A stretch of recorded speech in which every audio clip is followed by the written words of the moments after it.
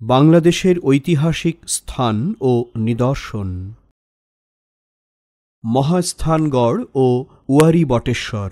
বাংলাদেশে অনেক গুরুত্বপূর্ণ ঐতিহাসিক স্থান ও নিদর্শন আছে। এই নিদর্শনগুলো থেকে আমরা অতীতের সংস্কৃতি ও সভ্যতা সম্পর্কে জানতে পারি।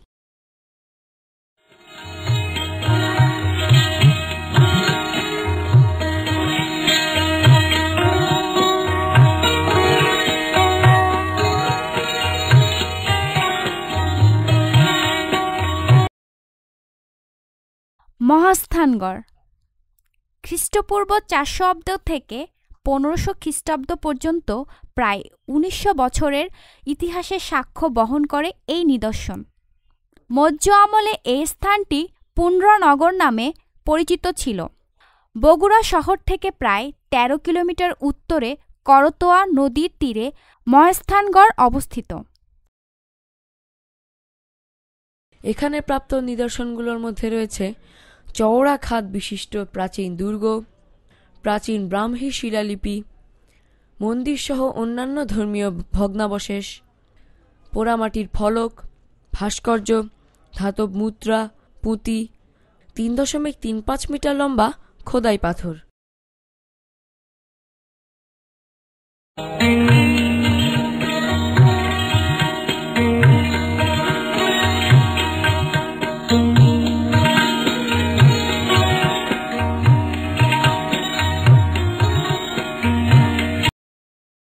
উয়ারী বটেশ্বর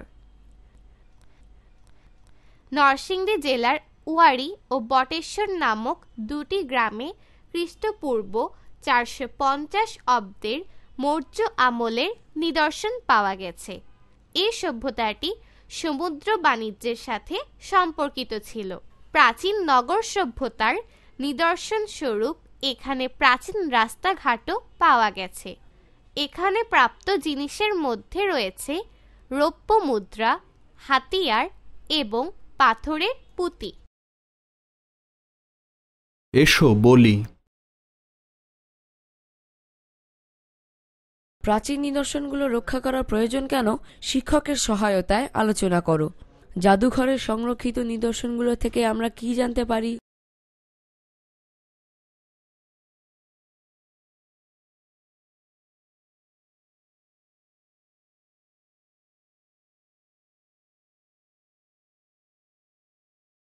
এসো লিখি। পাথরে খোদাই করা বুদ্ধের দণ্ডায়মান চিত্রটি লক্ষ্য করো।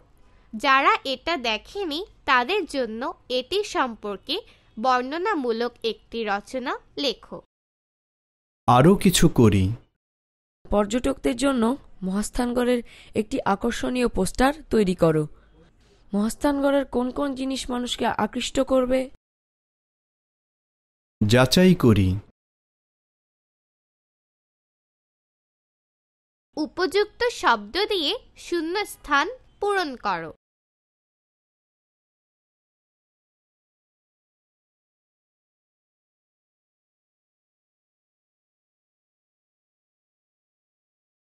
পাহাড়পুর ও ময়নামতি।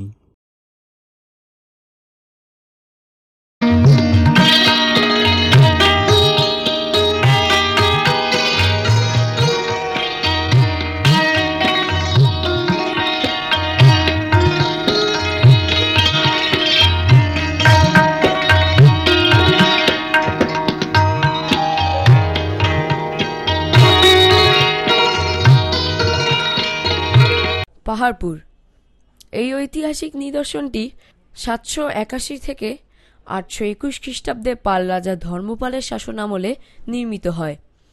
পাহাড়পুর রাজশাহী বিভাগের নওগাঁ জেলায় অবস্থিত। এখানে 24 মিটার উঁচু গড় রয়েছে। এটি সোমপুর মহাবিহার নামেও পরিচিত।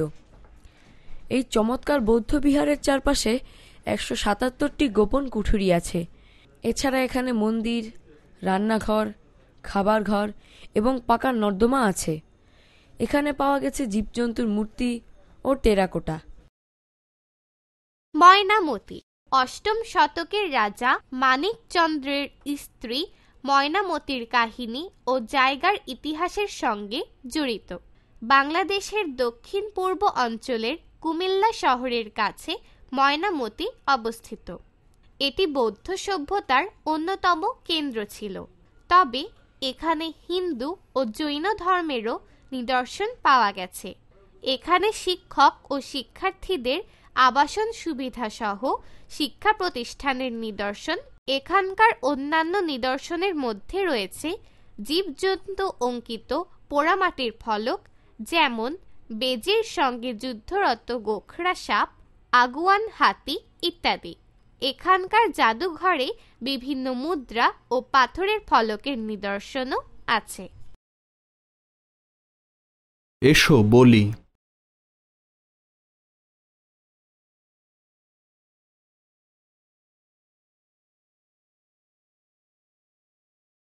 পাহাড়পুর ও ময়নামতির মধ্যে কোন স্থানটি তোমরা দেখতে যেতে চাও তা জোড়ায় আলোচনা করো। স্থানটি দেখতে যাওয়ার কারণগুলো কি কি? কিভাবে তোমার পরিবারের সদস্যদের এই স্থানটিতে যেতে রাজি করাবে? এসো লিখি। ছবিতে দেওয়া এই চমৎকার পোড়ামাটির ফলকটি পাহাড়পুরে পাওয়া গেছে। পর্যটকদের উদ্দেশ্যে প্রকাশিত লিফলেটের জন্য ফলকটি সম্পর্কে একটি উপযুক্ত বাক্য তৈরি করো। আরও কিছু করি। মনে করো তুমি একজন প্রত্নতাত্ত্বিক এবং তুমি পাহাড়পুর আবিষ্কার করেছ। সেখানে খনন করার পর তুমি যা যা খুঁজে পেতে পারো সেগুলোর বর্ণনা দাও। যাচাই করি। নিচের নিদর্শনগুলো বিভিন্ন ঐতিহাসিক স্থানে পাওয়া গেছে। যে বিষয়টি যে স্থানের ছকে সে অনুযায়ী লিখো। উঁচু গড়, বৌদ্ধ ধর্মীয় নিদর্শন, গোপন কুঠুরি, অষ্টম শতক, বাংলাদেশের দক্ষিণ পূর্ব অঞ্চল, বাংলাদেশের উত্তরাঞ্চল।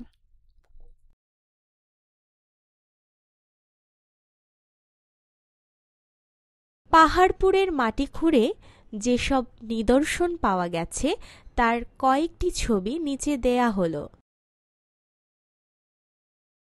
3. সোনারগাঁও ও লালবাগ কেল্লা।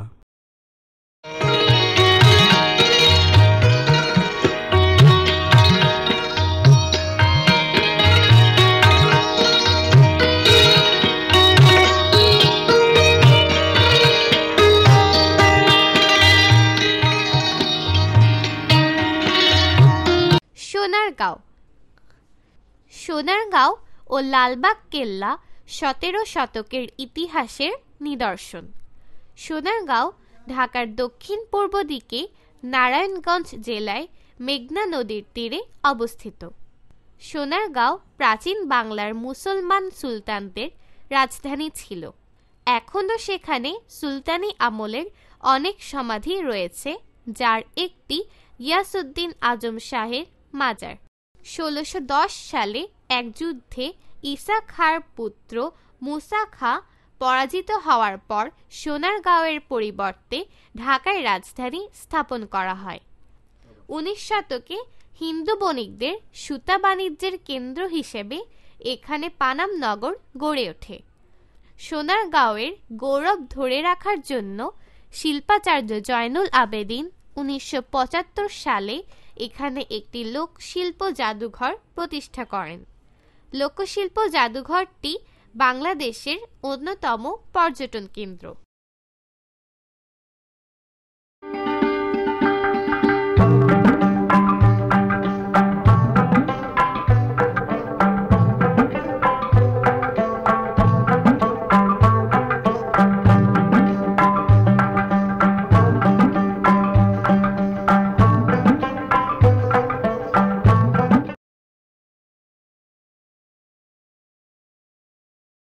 লালবাগ কেল্লা ঢাকার দক্ষিণ পশ্চিমে বুড়িগঙ্গা নদীর তীরে ১৬২৮ খ্রিস্টাব্দে লালবাগ কেল্লা নির্মাণ করা হয়।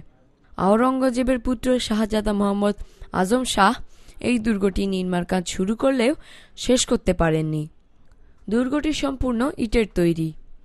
দুর্গের মাঝখানে খোলা জায়গায় মুঘল শাসকগণ তাঁবু টানিয়ে বসবাস করতেন। দুর্গের দক্ষিণে গোপন প্রবেশপথ এবং একটি ৩ গম্বুজ বিশিষ্ট মসজিদ রয়েছে। এটি বর্তমানে জাদুঘর হিসেবে ব্যবহৃত হয়। এসো বলি।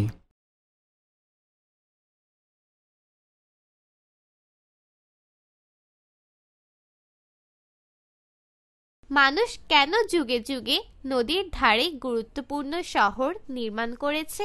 শিক্ষকের সহায়তায় আলোচনা করো।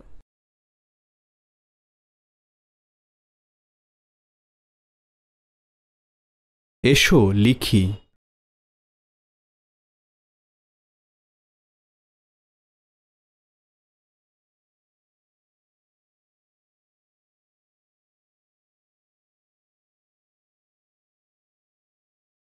নিচের স্থানগুলোতে উল্লেখযোগ্য কি কি দেখার আছে সেগুলো লেখো।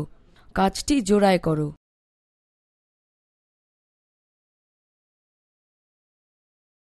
সোনারগাঁ গিয়াসউদ্দিন আজম শাহের মাজার। পানাম নগর লোকশিল্প জাদুঘর। লালবাগ কেল্লা ৩ গম্বুজ বিশিষ্ট মসজিদ। আরও কিছু করি। বিদ্যালয় থেকে সোনারগাঁও শিক্ষা সফরে যাওয়ার প্রয়োজনীয়তা উল্লেখ করে প্রধান শিক্ষক বরাবর একটি আবেদনপত্র লিখো।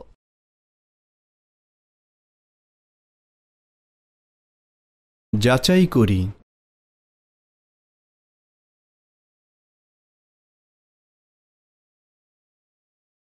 বাক্যটি সম্পূর্ণ করো।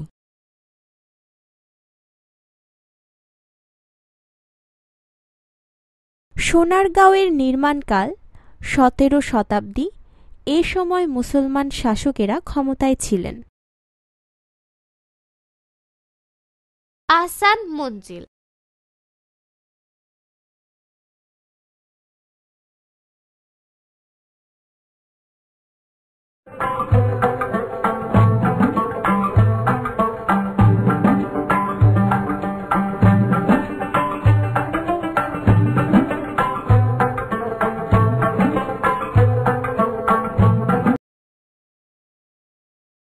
বুড়িগঙ্গা নদীর তীরে নির্মিত আহসান মঞ্জিল ছিল বাংলার নবাবদের রাজপ্রাসাদ।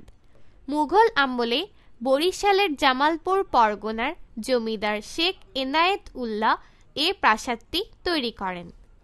১৮ শতকে তার পুত্র শেখ মতিউল্লাহ বাণিজ্যিক কেন্দ্র হিসেবে ব্যবহারের উদ্দেশ্যে প্রাসাদটি ফরাসি বণিকদের কাছে বিক্রি করে দেন। ১৮৩০ সালে খাজা আলিমুল্লাহ ফরাসিদের নিকট থেকে প্রাসাদটি ক্রয় করে এটিকে আবার প্রাসাদে পরিণত করেন। এই প্রাসাদের উত্তর ও দক্ষিণে রয়েছে লম্বা বারান্দা।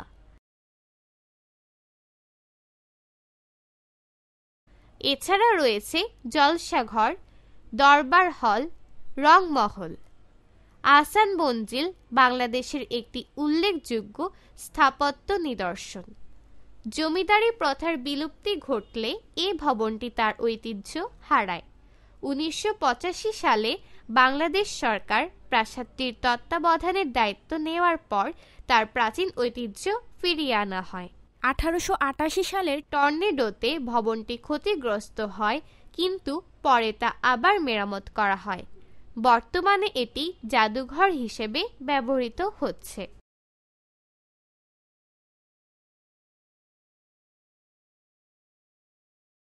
এসো বলি।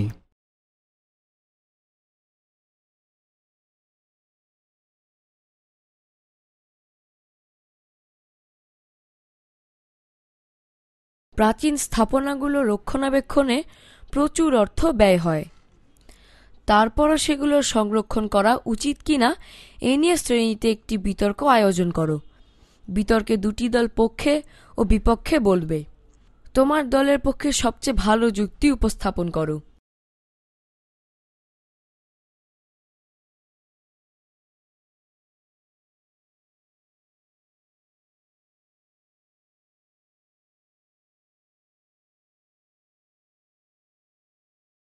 এসো লিখি।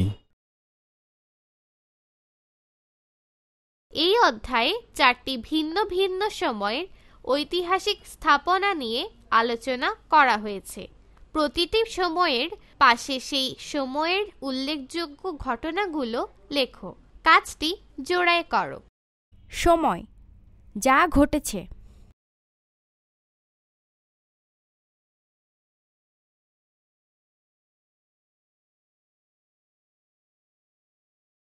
খ্রিস্টপূর্ব 400 অব্দ, গিয়াসউদ্দিন আজম শাহের মাজার।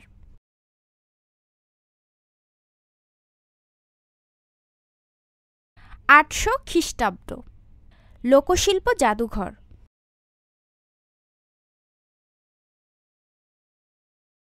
17 শতক, 3 গম্বুজ বিশিষ্ট মসজিদ।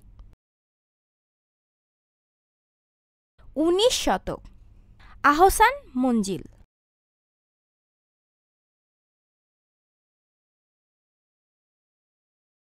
আরও কিছু করি।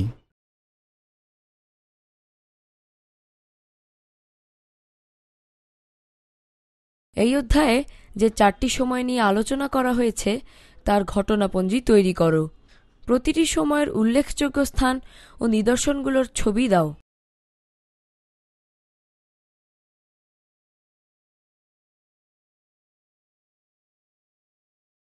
যাচাই করি।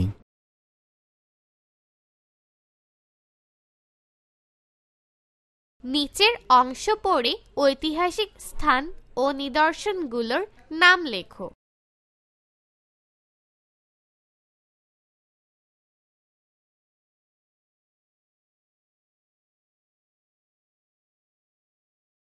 ক, মৌর্য আমলে এই স্থানটি পুণ্ড্রনগর নামে পরিচিত ছিল।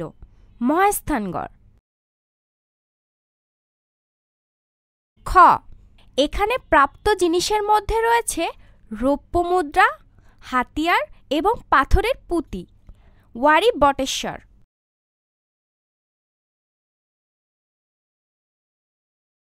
গ, এখানকার জাদুঘরে বিভিন্ন মুদ্রা ও পাথর ফলকের নিদর্শনও আছে। ময়নামতি।